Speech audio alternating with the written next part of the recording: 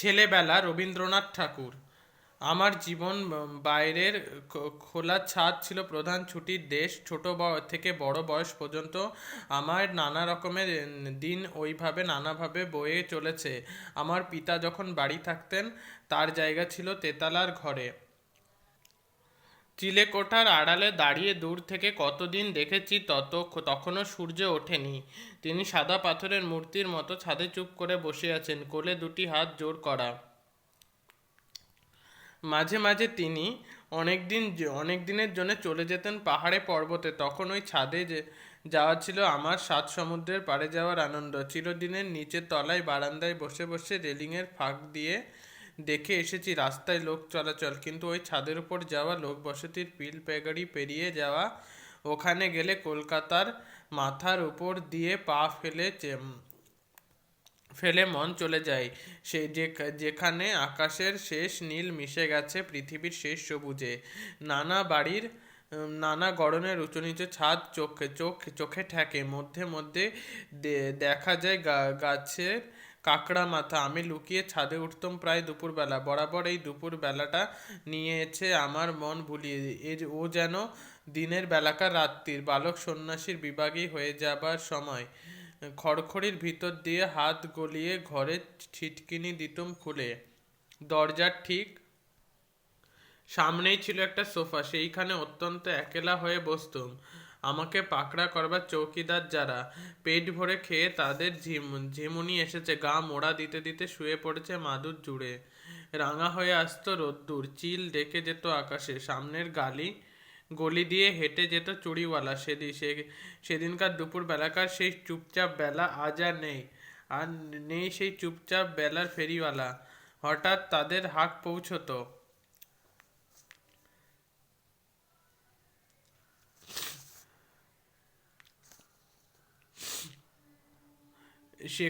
যেখানে বালিশের উপর খোলা চুল এলিয়ে দিয়ে শুয়ে থাকতো বাড়ির বউ। দাসী ডেকে নিয়ে আসতো ভিতরে। বুড়ো চুড়িওয়ালা কচি হাত টিপে টিপে পরিয়ে দিত পছন্দ মতো বেলোয়ারি চুড়ি। সেদিনকার সেই বউ আজকের দিনে এখন বউয়ের পদ পায়নি। সেকেন্ড ক্লাসে সে পড়া মুখস্থ করেছে, আর সেই চুড়িওয়ালা হয়তো আর সেই গলিতেই বেড়াচ্ছে রিক্সা ঠেলে। ছাদটা ছিল আমার কেতাবে পড়া মরুভূমি। ধুধু করছে চারিদিকে, গরম বাতাস হু হু করে ছুটে যাচ্ছে ধুলো উড়িয়ে। আকাশের নীল রং এসেছে ফিকে হয়ে। এই ছাদের মরুভূমিতে তখন একটা ওয়েসিস দেখা দিয়েছিল। আজকাল উপরের তলায় কলের জলের নাগাল নেই। তখন তেতালার ঘরেও তার দৌড় ছিল। লুকিয়ে ঢোকা নাবার ঘর, তাকে যেন বাংলাদেশের শিশুর লিভিংস্টোন এইমাত্র খুঁজে বের করলে। কল দিতম খুলে, ধারা জল পড়তো সকল গায়ে। বিছানা একখানা চাদর নিয়ে গা মুছে সহজ মানুষ হয়ে বসতুম। ছুটির দিনটা দেখতে দেখতে শেষের দিকে এসে পৌঁছালো। নিচের দেউড়ির ঘণ্টায় বাজলো 4টে। রবিবারের বিকেল বেলায় আকাশটা বিশ্রী রকমের মুখ বিগড়ে আসছে আসছে সোমবারের হা করা মুখের গ্রহণ লাগাতার ছায়া তালা গিলতে শুরু করেছে। নিচে এতক্ষণ পাহারা এড়ানো ছেলের খোঁজ পড়ে গেল। দিনের আলোয় আসছে ঘোলা হয়ে। মন খারাপ নিয়ে একবার ছাদটা ঘুরে আসা গেল। নিচের দিকে দেখলুম তাকিয়ে, পুকুরের থেকে পাতিহাঁসগুলো উঠে গিয়েছে। লোকজনের আনাগোনা আরম্ভ হয়েছে ঘাটে। বট গাছের ছায়া পড়েছে অর্ধেক পুকুর জুড়ে। রাস্তা থেকে জুড়ি গাড়ির শৈশের হাঁক শোনা যাচ্ছে।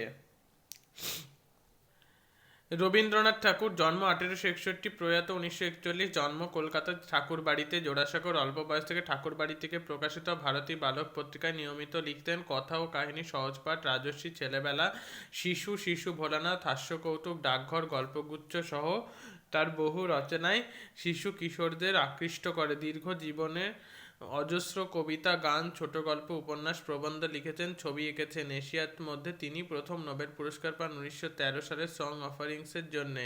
দুটি স্বাধীন রাষ্ট্র ভারত এবং বাংলাদেশের জাতীয় সঙ্গীত তার রচনা করেছেন। পাঠ্য অংশটি তার ছেলেবেলা বই থেকে নেওয়া হয়েছে।